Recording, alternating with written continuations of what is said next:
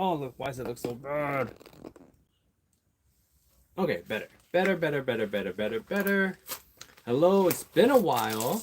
It's the end of the week. Happy Friday, everybody. Let's get into it. What do we want to talk about? I think the first thing I want to talk about is the Coldplaygate. If you guys haven't seen, yesterday it came out that I guess you can't go to a Coldplay concert with your side chick anymore, because if you guys haven't seen, this is footage that's been blowing up all over the internet lately. It's basically the CEO from Astronomer and the head of HR just got caught having a little, I don't know, Coldplay fun at a concert. If you guys haven't seen this footage, literally just type in Coldplay CEO in any search bar and you'll find the images and whatnot. I'm in my garage. I got some orders. I gotta get it going. But let's just talk about it real quick. I was talking to my wife about this last night, and we were saying the crazy part about this is that if he just played it cool, if he just didn't do anything. If you guys didn't see the footage, basically he's cuddling up with the head of HR, by the way, and then the kiss cam comes on him. And he's like, ah! He freaks out, and then he hides, and then she freaks out, and then there's some guys in the background. They're like, yeah, and if he didn't freak out, literally the kiss cam, you know, one thing, if you're gonna have a side piece and you're gonna do something like that, you gotta play it cool. You know what I mean? If him freaking out drew more attention than if he just like, oh, give her a peck and then it moved on, and no one would know. The other thing I was telling her, which was a crazy thing, is that this supposedly he told his wife that he was on a work trip, and then it's unclear if the HR lady had a husband or not. What I saw online was that she was recently divorced, so I don't know if she has a partner or whatever, but she supposedly also said that she was on a work trip, and technically they are on a work trip. They're together, they work together. Oh my god. Today, because this happened yesterday, today's Friday, assuming that they have regular, work hours at this astronomer company.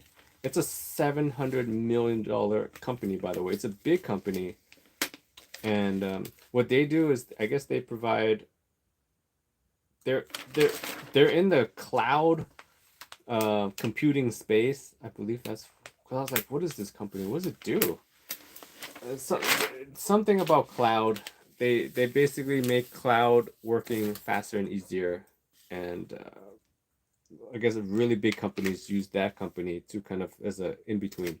Anyways, today must be a very awkward day in the office because she's the head of HR. Like I was saying that, what's crazy? She should know better.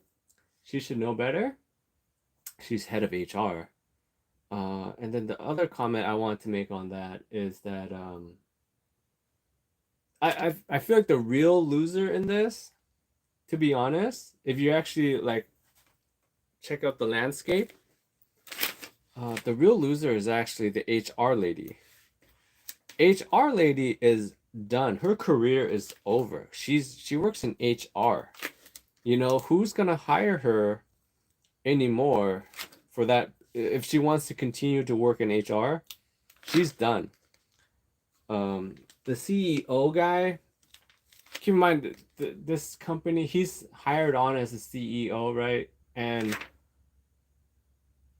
the more I think about it, to be honest, he was doing good, right?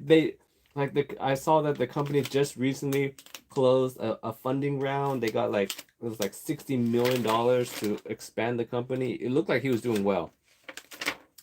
And stuff like this technically happens all the time. It's just people don't get caught, right? At least at their level, it happens all the time.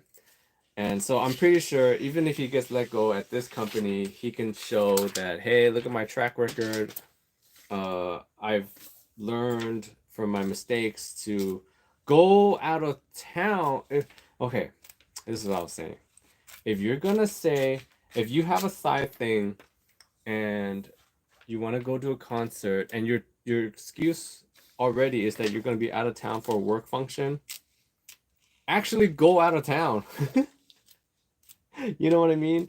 They didn't have to go to that particular concert. They could have gone to any other concert and actually go out of town. That's like, this happened, I guess, in Massachusetts. Apparently they live in Massachusetts as well, so this is his backyard. I remember my friend had a side girl, and he would make it a point that whatever they do, if they're gonna go out, that he would travel like 2-3 cities away. You know, like where the chances of somebody that they know.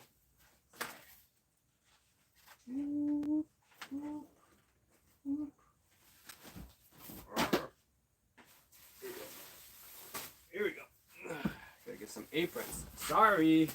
Gotta get some aprons. The chances of somebody they know, if you go out 2-3 cities away, is a lot lower. They go to it. He takes her to it. I mean, yeah, it's a 80,000 capacity crowd. So there are 2 people of 80,000 people, and the kiss cam just happens to land on them. Yes, I get that, but still, think about this, okay? The excuse that he gave to his wife was, "I'm going on a work trip. I'll be back. Whatever. I don't know. Walk the dog. Take out the trash. Walk the dog." Right? If this happened in another city, because again, this happened in Massachusetts. I guess they live there. If this happened in another city, you're on the kiss cam. Whatevs. Move on, and nobody will talk about it. But because they went to a technically local concert, this happened. It becomes a big deal because, hey, of the 80,000 people in that crowd, the chance of somebody recognizing you on the kiss cam just went to the moon, right? So, lesson learned, everybody. Go to another city, another state. If you're already telling someone that you're going out of state, just go. Okay. What else happened? Like, this is how's everyone's week going? That's what I want to know.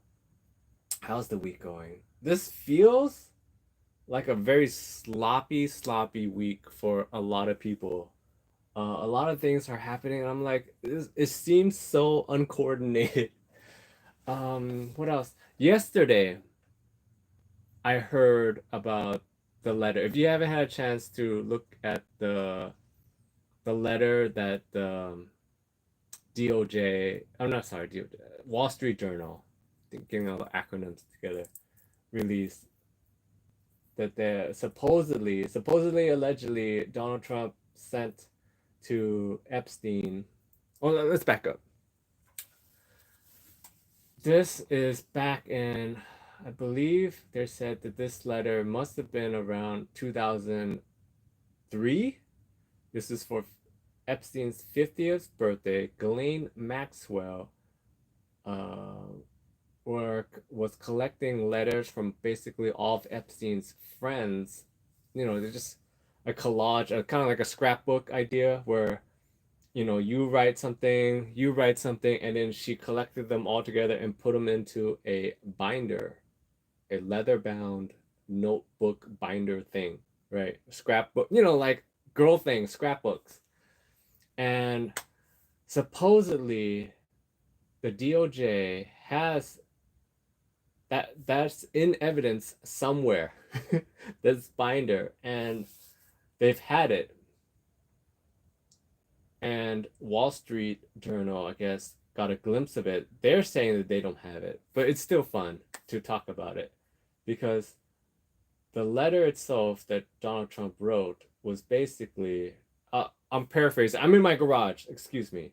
I'm doing everything off the top of my head. I'm paraphrasing, but basically, it's a doodle, a drawing of a lady, right? And then Donald Trump signs it where, where the bush is down there, for the ladies, like Donald Trump, and then in there's a poem, or there's basically he wrote him a message basically saying, it was it. I'm trying to think about the main things that stick out. If you guys have time, you guys can look it up.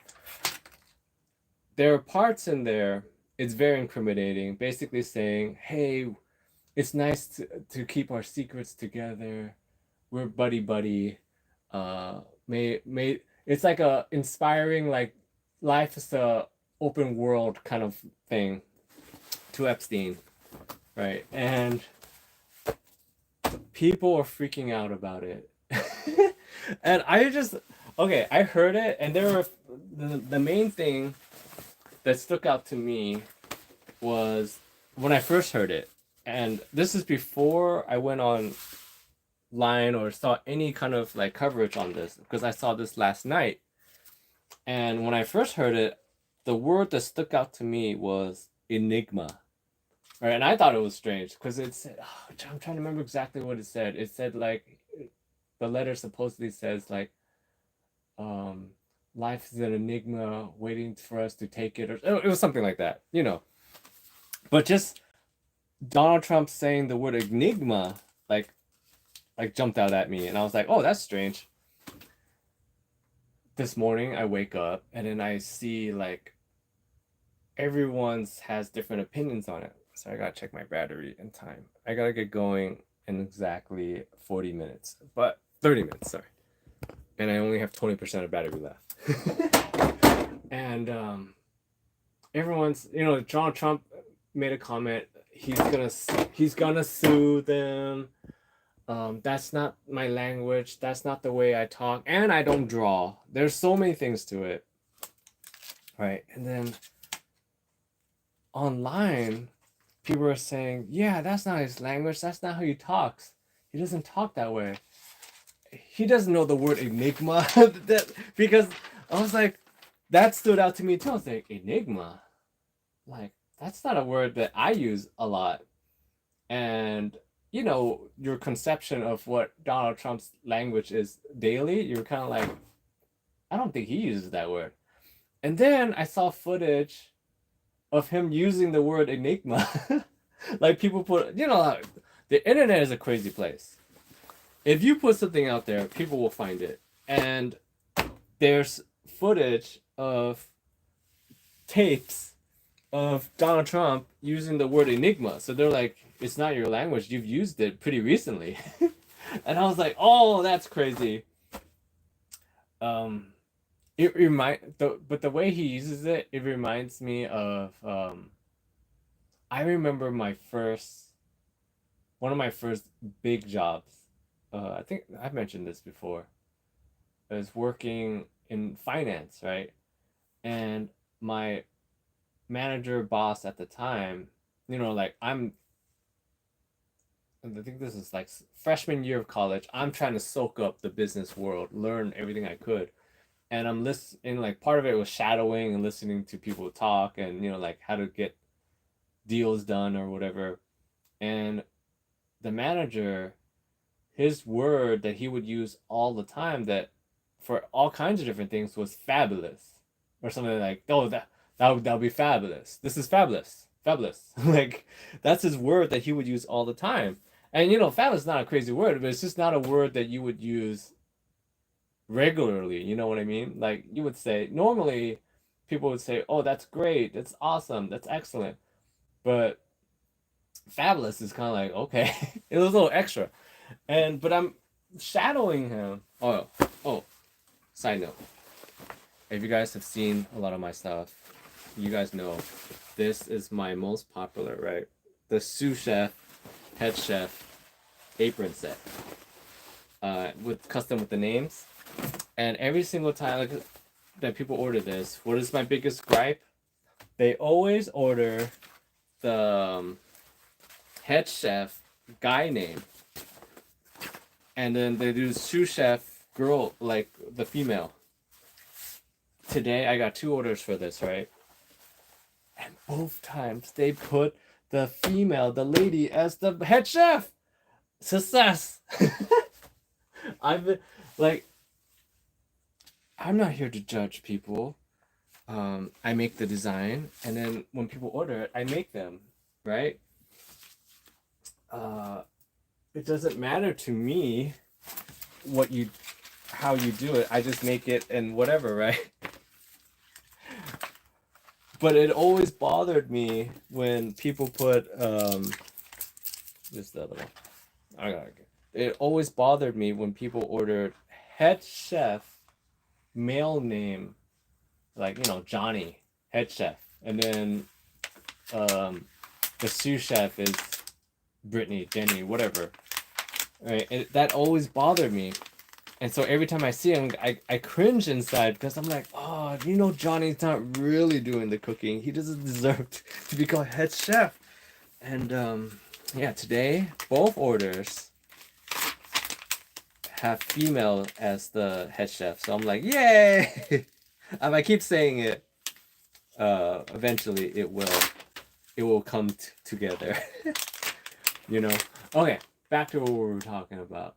Oh, we were talking about the Trump letter thing, okay? And so the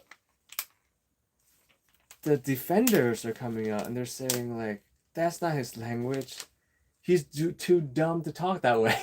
And I was like, what? That's not a defense, by the way. And so many of these things this is the age of the internet, right? And I understand, like, you know, if Donald Trump, he's already the oldest president, I believe. And if he finishes his term, he'll be the oldest ever. And sometimes when I see I mean, don't get me wrong, he's pretty, for 80 something, I have to say, he's pretty, like, he's still pretty good for 80 something. I know some 80-year-olds or 70-year-olds that their brain is mush, right? But he seems pretty, for an 80-year-old, he seems pretty, but lately, his defense, oh, sorry, I gotta check my battery. What are we at? Lately, his defense on a lot of these current issues, like the Epstein stuff or just whatever, like, his age is showing when I see the defense on this kind of stuff. Another example of this is his defense on this letter, right?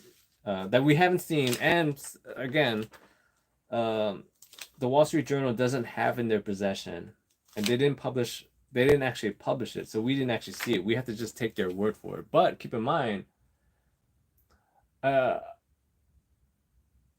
operation like the Wall Street Journal are loyal to the gills, and they're not like me in the garage, right, just talking about random stuff. They're real journalists, right?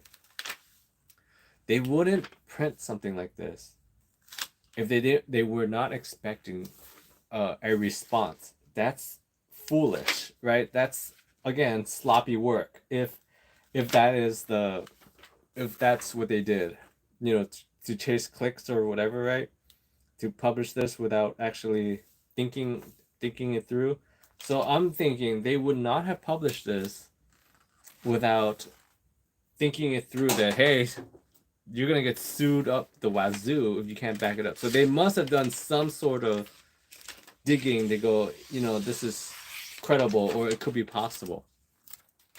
And to go back to my point about Trump's age is showing in his defense, one of his defense that he said was basically, I'm paraphrasing in my garage again, Doodle drawings, I don't draw. I never draw, and especially not that, right?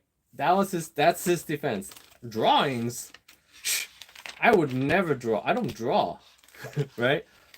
And then it comes out. Well, it didn't come out. People did some digging. Like literally, like I keep saying, his defense is old school defense where back in the day, I've mentioned this. Back in the day, you can say something, and if fact checking was very hard back in the day, right? Just think about the Bloodsport story. If you guys don't know the story about Bloodsport, real quick, if you watch Bloodsport, at the very end, when Jean-Claude Van Damme gets into the plane, it pops up based on a true story. And then we were like, what? Based on a true story? Basically, this guy made up a bunch of stories about how badass he is, right? Chuck Norris thing before Chuck Norris, the Chuck Norris internet thing was a thing, you know, and people just believed it.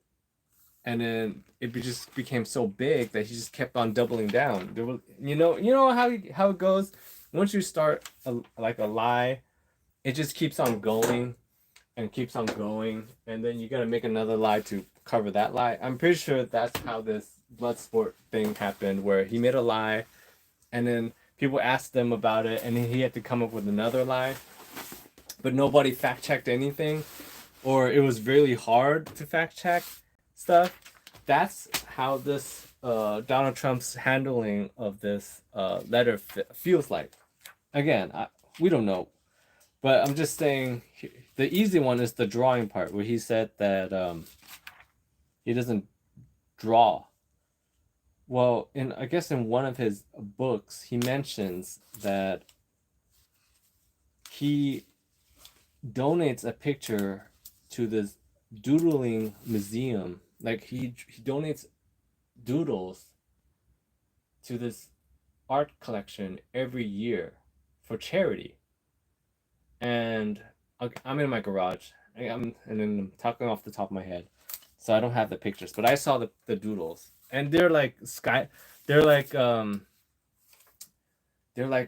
in black marker, and they're like just like landscapes kind. They're like I saw one. It was like a skyscraper or skyline, like basically New York. Imagine New York's skyline, right, with the skyscrapers and whatnot and buildings, doodled with black Sharpie or black marker. That's what it looks like, right? And these are donated by Donald Trump. And now, here's the thing. I guess in Trump's defense, right? Someone else could have drawn those, and then he could have just taken the credit and donated them. Who knows? But seeing that he wrote this in a book saying that he donates doodles to this charity every year, so there's quite a few of them drawn in black marker Sharpie, and supposedly in this letter, the woman that I talked about earlier, the drawing, the doodle that Trump supposedly made to Epstein, it was done in thick black Sharpie marker or thick black marker. So I mean, it's like they're like, oh, the style seems the same, but here's what I'm saying. People from Trump's era are not used to being fact checked, or when they bend the truth a little bit, if you know what I'm trying, or when they say something as fact, they're not used to it. It's like another great example is my father-in-law. No, my uncle, sorry. He's older, right? 70, 80, close to Trump's age. And he would say stuff all the time. And literally, I'm like, what? In my head. I'm not trying to be rude. I think the other day, he said something like, oh, you know, vinegar lowers your blood pressure, and that's why you feel lightheaded. And I'm like, wait, what? That makes no sense to me whatsoever. And I had to go. I was like, we live in the age of Google, right? Like we could look up any of these things, but they like proof from that time period. They would just because there's no internet back then. It's whatever you say. Yeah, like you heard something and they heard something and someone had told you, and that's becomes what you know, right?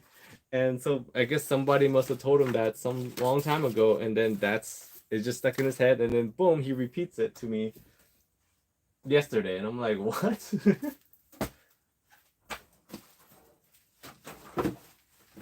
Yeah, what I mean is it's stuff like that, and so he's saying stuff, but we can literally fact check it right away. So right after he said that, people looked online because you can't make a statement like I never draw, and then literally within an hour, people will find images of you drawing of your drawings. They're and these are public. It's public. These drawings because he donated them to like a charity museum or something like that to raise funds or so like people have pictures of these things, and I'm assuming that he was not expecting people to be fact checking so quickly. It same thing with the handling of the prison footage. I've talked about this earlier, but if you guys haven't seen, they really like a while ago. This is like last week or a few days ago. News moves so quickly. Who knows? But they released. Sorry, I gotta check the time. All right, we're still good. All right. They released like jail footage of Epstein's prison. They said that this is footage of his cell, and then when you get it, it's like when you actually watch it, it's like the janitor closet or service area. But I know the strategy. Okay, like I was thinking about this. I was like, they released 11 hours of it, so basically a full. If you really think about it, we didn't need all 11 hours, but they released a big chunk like that, 11 hours, and most of it, 90, I want to say 98% of the footage. I've watched a lot of it. Is nothing is happening. It's boring. You know what I mean? It's boring. 11 hours of basically staring into like two doors and a courtyard. Like there's nothing, and there's little movement, little action. 11 hours, and you think about it, they could have just released. Literally, they could have just released the last hour or so, right, leading up to Epstein's death, and then be done with it. They didn't need to release all 11 hours. But the reason, again, I'm assuming strategy meeting. I'm assuming the reason why they released 11 hours of basically mind-numbing footage is that they were not expecting people to be scrubbing through all 11 hours frame by frame by frame. And that's what people did. And they were like, oh, what is this? What is that? What is this? And then, there's the missing minute thing and the terrible excuse for that. And then it comes out Wired, I guess they did some more research. They found out that the footage was not raw. They said it was raw, unedited footage. They didn't need to do that. They could have said like, oh, there was something, and they had to scrub this part out because of, I don't know, come up with a better excuse. Don't just say it was raw when it wasn't. Okay, so it showed that, hey, this footage was actually two clips put together, and they could have said that, I don't know, there was a computer glitch or malfunction, and then the video had to restart at this moment or something. But actually, no. As I'm saying that, that sounds more the conspiracy, like that would inflame more people. So never mind. But I don't know. They could have come with something better. But it turned out that how the missing minute should have been explained is that, hey, somebody put two video clips into Adobe Premiere and stitched them together, and I guess they maybe did a terrible sloppy job because they didn't align. Like, I guess we're all tired of talking about the minute, but I have a few minutes, so we'll talk about it. They didn't spend the time. Like, literally, it's 11 hours of mind-numbing footage, right? The only thing that's really going on in the whole footage is the time ticker, and maybe someone will walk across. But the time ticker is the only thing that we're really watching because it's boring. There's nothing to watch. And then that's why you could see the time jump. They're like, whoa, what? And it's the skew. Like, whoever, can I be the editor? Hire me. I could do a better job, I feel like. But it skews. The aspect ratio is different. That's also why it stuck out to people, because it literally jumps. The footage jumps. Right? And then, the excuse itself that Pam Bondi gave was terrible. She was like, it always does this. And you're saying the footage always jumps? Like, that means, and she said, like, oh, it's been this way since the 90s, or the Simpsons from the 90s. That means if it jumps every single day, where did the footage start? Because it jumped, like, it literally moved like a centimeter or two. That means every day, you're saying for every day for the last like 30 years, the footage moves a centimeter. Like, next thing you know, like, you'll be, oh, I don't know. It was bad. And then it comes out, I saw this, like, was it yesterday or 2 days ago, that one of the clips was actually a lot longer than what they used. And also, so that right at the point where the missing minute is, right, suspicious, like crazy, because it's 3 minutes now. And everyone's saying, like, oh, before 1 minute, you don't have time to do anything in 1 minute. But now that they're saying it's actually 3 minutes, there's lots of things you could do in 3 minutes. Again, sloppy work. I don't know. It just feels very sloppy. The letter thing, we'll see where this goes. But the letter thing is very interesting. His excuse is very sloppy because it's like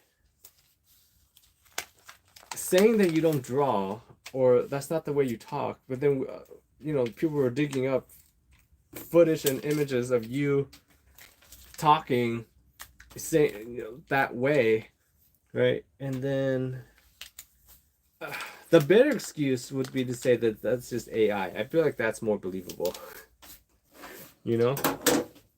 Oh, and one last thing. I'm running out of battery anyway, so I gotta get going. Last night, they announced that they are going to release the transcripts from the grand jury for the Epstein stuff.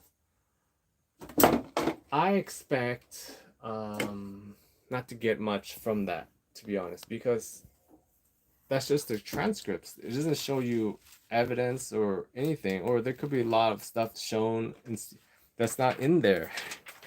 You know what I mean? For example, this letter would not be in there. It would just be like, because transcripts just them talking about what's going on, during the case or what's said. But there's like, you don't actually get pictures and stuff. So I don't expect much from the transcripts if those come out. Anyways, I finished my orders and it's perfect timing. I'm running out of battery and I gotta get going anyway. So thanks for hanging out. I'm gonna do another video down the road. Actually, like, show you guys pictures and stuff. But thank you.